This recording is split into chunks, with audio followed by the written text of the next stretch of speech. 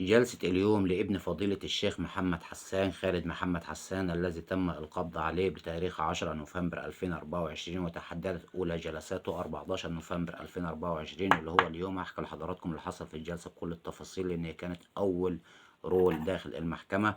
ولكن في البداية بطلب من حضراتكم فضلا وليس أمرا، يا ريت نصلي ونسلم ونبارك على حبيبنا ونبينا المصطفى محمد عليه أفضل الصلاة والسلام.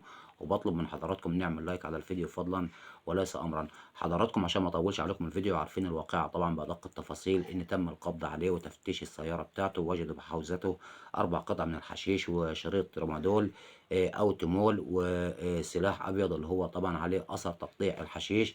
ولذلك تم القبض عليه وتحددت لي اولى جلساته 14 نوفمبر 2024. ولكن حصل تغيير من الامس وحصل تطورات في القضيه يا ساده محترمين، وما كانش عندي وقت اعمل لحضراتكم فيديو.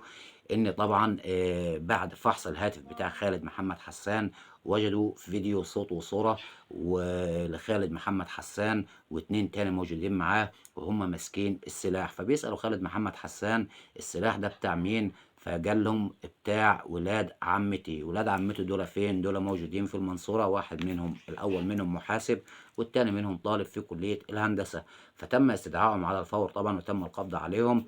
فسألوهم طبعا في النيابة السلاح ده بتاع مين؟ فأجابوا طبعا قالوا احنا كنا في فرح ابن خالي محمد حسان اللي هو أخو خالد محمد حسان اللي هو تقريبا كده أحمد يعني. لأن الفيديو ده منذ زمن طويل يا سادة يا محترمين، يعني مش الأيام دي، ولكن كان محتفظ بيه على الهاتف بتاعه. لما تم تفريغ الهاتف وجدوا أو فحص الهاتف وجدوا الفيديو.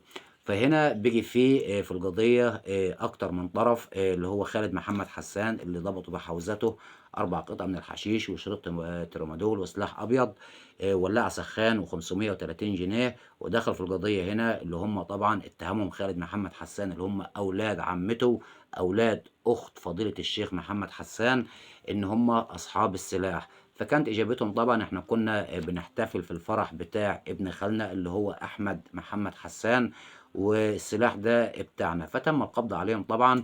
ولكن جلسة اليوم ادت استمرار 15 يوم على ذمة التحقيقات حتى أن تكتمل التحقيقات بطريقة رسمية وقانونية. ولكن في البداية وفي النهاية ندعو بتفريج كرب ابن فضيلة الشيخ الداعية الإسلامي محمد حسان من أجل والده فقط لا غير. ولكن هنا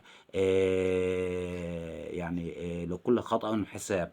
ولكن المتهم بريء حتى تثبت ادانته. احنا مش هندين طبعا اي حد من الثلاثه، ولا خالد محمد حسان ولا اولاد عمته. ولكن هنا المضبوطات بالصوت والصوره. ولكن فعلا مدان ابن فضيله الشيخ محمد حسان.